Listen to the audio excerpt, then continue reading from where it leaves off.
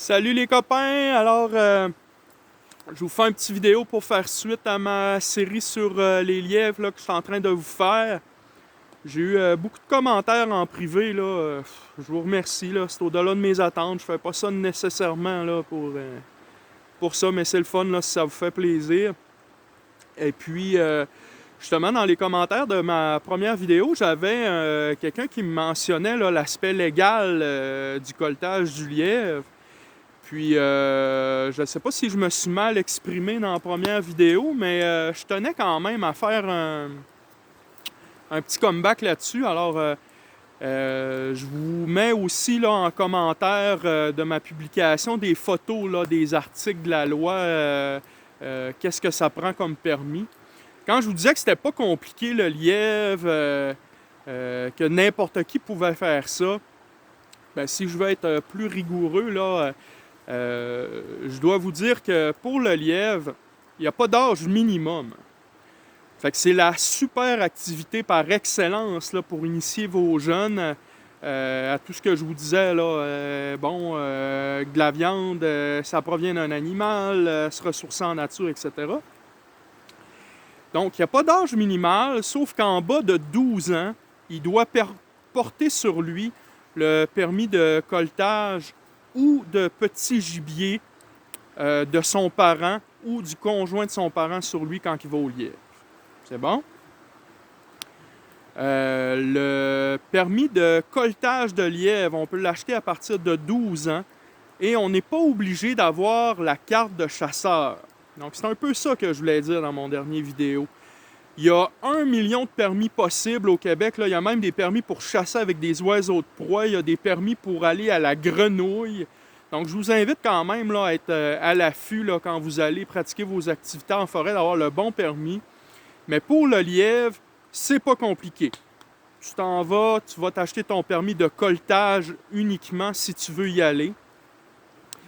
Et 12 ans et plus, tu peux acheter ton permis tout seul, donc ça peut devenir une petite fierté pour vos jeunes d'aller acheter leur permis, c'est à leur nom, ils ont le droit d'aller pratiquer l'activité en forêt. Puis ça leur inculque aussi que c'est important d'être en loi quand on va en nature. Regardez, moi cette année, j'ai pas eu le temps d'aller beaucoup à Sauvagine, je suis allé un jour seulement à L'Outarde, puis je suis allé chercher mon permis. C'est important parce que le permis va permettre de financer plusieurs organismes, qu'ils soient gouvernementaux ou pas, pour permettre de continuer les études aussi là, sur ce qui se passe en nature et d'avoir une belle collaboration entre les chasseurs, pêcheurs, piégeurs et les biologistes du MNRF qui permettent là, de nous assurer d'avoir de la ressource en abondance en forêt. D'ailleurs, cette collaboration-là, entre chasseurs et puis biologistes, là, elle fait l'envie d'énormément de personnes sur la planète. J'ai eu des clients d'un peu partout, puis quand ils me posaient la question sur la chasse, puis que je leur expliquais un peu ça, ils étaient comme « Ben, ah ouais, ok. » C'est surprenant parce que chez nous, les chasseurs sont contre tout ce qu'il y a de biologistes parce qu'ils disent qu'ils leur empêchent d'aller en forêt. Mais non, ici au Québec, là, on a une belle culture là-dessus. Fait qu'on prend nos permis, tout le monde, c'est important. Et pour compléter, le permis de petit gibier, tu vas à la perdrix, ton permis de petit gibier inclut le coltage du lièvre. Donc, si tu as ta carte de chasseur, tu peux aller chercher ton permis de petit gibier. Tu n'as pas de carte de chasseur, tu n'as pas fait ce qu'on appelle ton port d'armes, là, mais tu vas aller quand même au collet. Va chercher ton permis de coltage de lièvre uniquement. Ça coûte un petit peu plus de 22 $ et vous êtes en loi. Vous devez le porter sur vous quand vous allez pratiquer votre activité. Cela étant dit, on va se pratiquer à faire des collets ensemble. Il faut commencer par le commencement. Un petit truc, vous vous ramassez un plat en plastique comme ça. Un plat yogourt. Ça, c'est un plat à marinade, là. Vous faites un trou sur le dessus avec une drille, une paire de ciseaux, ce que tu veux. Tu te fais un trou et tu n'auras plus jamais de misère de ta vie à dérouler tes collets en forêt. Je vous dis, ça, là, ça change une vie. Moi, avant, là, j'avais mon rouleau de collets.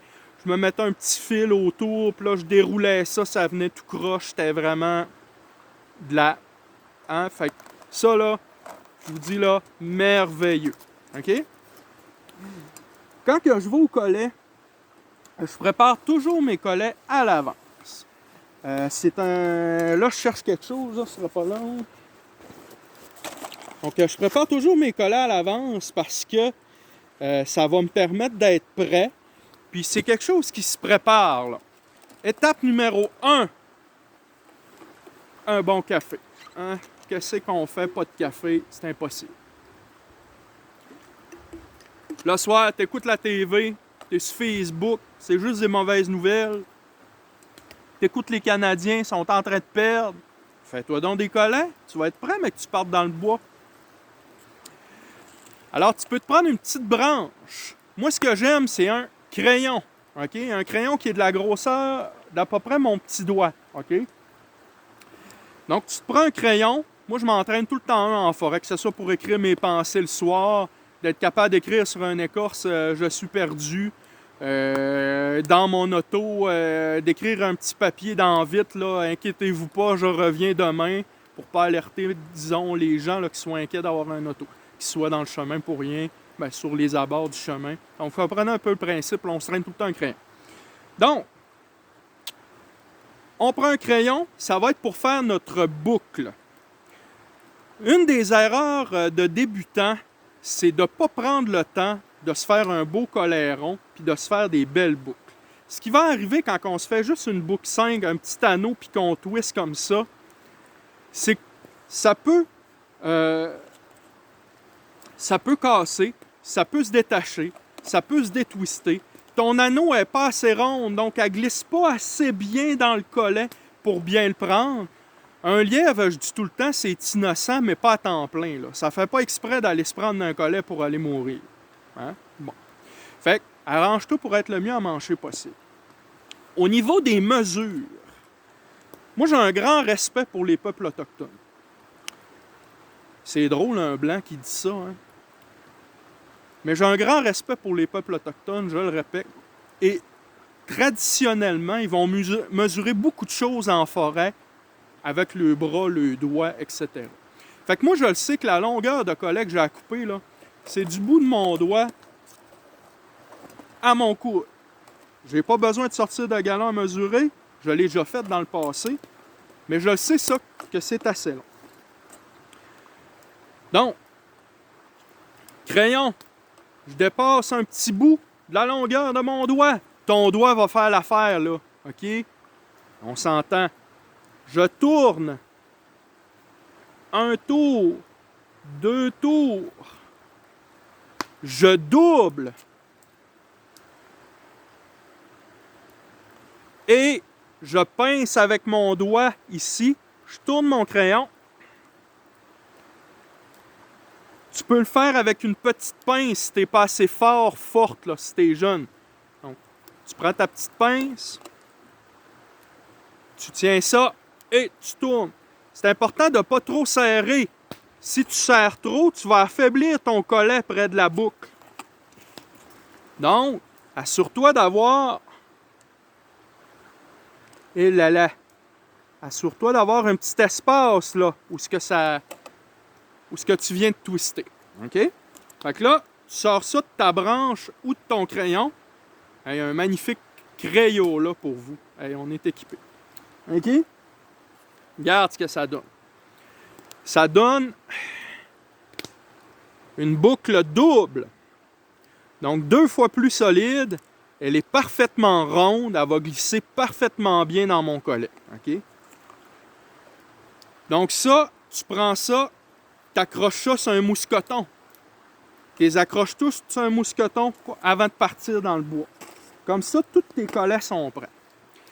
Pour le rondir, donc là, tu arrives, tu as de la misère, puis là, tu le places, puis là, non, je vais te donner un truc.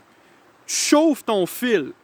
Comment tu fais pour chauffer ton fil? Moins 5, moins 10, moins 40, ce que je te montre, ça marche tout le temps. Tu le frottes sur un arbre. Donc, je mets un arbre, je le frotte comme ça. Un petit arbre, un gros arbre, ça va tout le temps faire la job. 4-5 coups, c'est suffisant. Regarde, il est déjà parfaitement rond. J'arrive, je le rentre.